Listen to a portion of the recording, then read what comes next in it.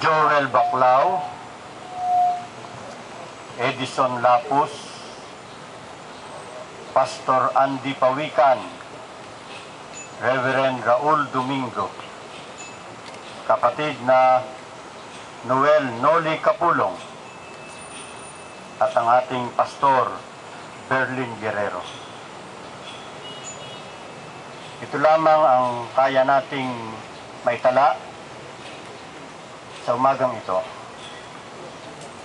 Subalit alam natin na napakadami ng mga taong simbahan at lalo tigit mga kapatid natin at pastor na biktima ng extrajudicial killing. Sangayon sa sinabi kanina ni Attorney Capulong, mahigit sa 30. Siguro'y nababasa ninyo kung bibilangin lahat, mahigit sa 800 noong panahon ni Gloria Macapagal Arroyo. Akala natin ay matatapos na.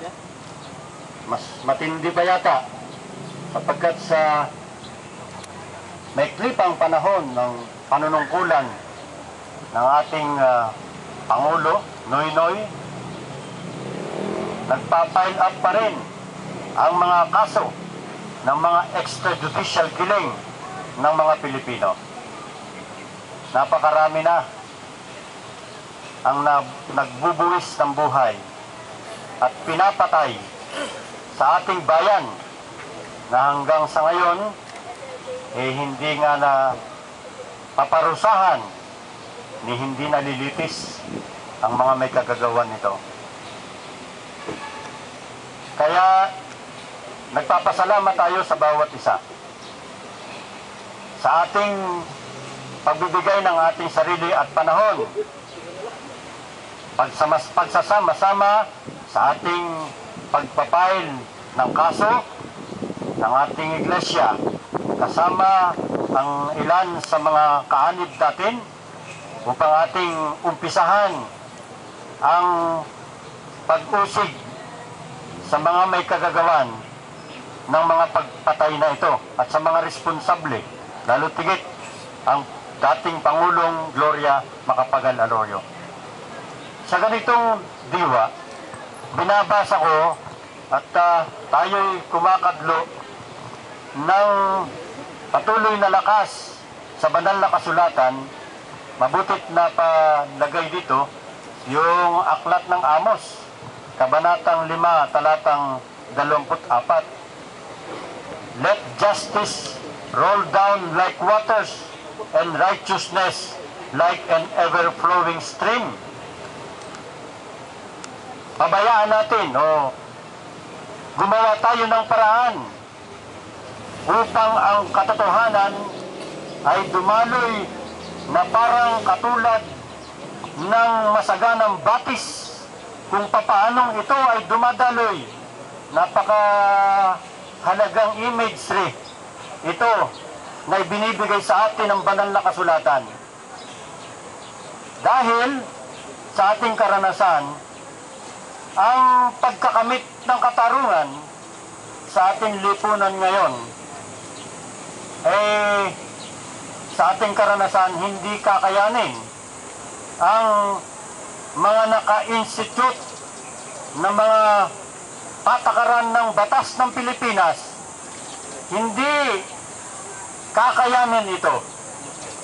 Kung kaya't nakikita natin ang isang paraan ng pagtulong upang ito, katarungan, ay umagos na katulad ng isang masaganang pag-agos ng ilog ng tubig sa ilog. At ang isang nakikita natin na hakbang dito ay ang pagkakaisa, pagiging organisado ng mga mamamayang Pilipino. At dahil tayo ay kabilang na sa mga biktima ng mga walang katarungan at mga extrajudicial killing, ito'y nagsasabi sa atin, kailangan din natin ang maorganisa. Kailangan natin ang pagkilos ng mga mamamayan. tayo'y uuwi sa ating mga iglesia. At ako'y nangangarap at nagmimithi na sana dumating ang panahon na ang pagkilos ng mga mamamayan at ng mga taong simbahan, ng mga miyembro ng ating iglesia ay mas dumami pa at maunawaan nila ang kahalagahan ng partisipasyon ng mga mamamayan upang makamit natin ang katarungan.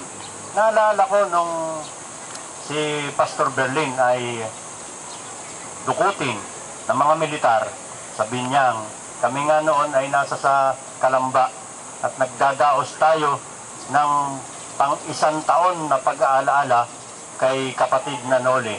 At dumating sa amin ang balita na si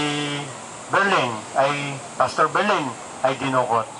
Noon pa lamang sa pagkakataong iyon, kami ay nag-organisa na.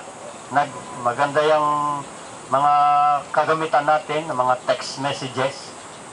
Ipinasa na ang message ng pagdukot kay Pastor Berlin. At simula sa hapong yon hanggang sa gabing yon, kaming lahat ay pumunta kami sa Camp Vicentilin, pumunta sa Camp Eldridge ang iba, pumunta sa ibang mga kampo ang iba. Hindi kami nakatulog kasama ng media. Kung kaya't kasama doon, makikita ninyo yung flashes sa telebisyon, Channel 7, Channel 2, na dinukot si Pastor Berlin. At kinabukasan, pagkatapos ng magdamag na yon, kinabukasan, inilabas si Pastor Berlin sa isa sa mga kampo sa Cavite. Ito ay nangyari sa ating karanasan at analysis dahil sa pagtutulong-tulong ng mga taong simbahan. Mismong tayo ang siyang kinakailangang mag-organisa, magtulong-tulong upang ang katarungan na sinasabi sa Biblia ay umagos ng sagana, katulad ng masaganang pag-agos ng ilog sa tubig, ng tubig sa ilog. Kung kaya't gusto kong basahin bilang pangkatapusan, Amos 5:24. Let justice roll down like waters, and righteousness an ever-flowing stream.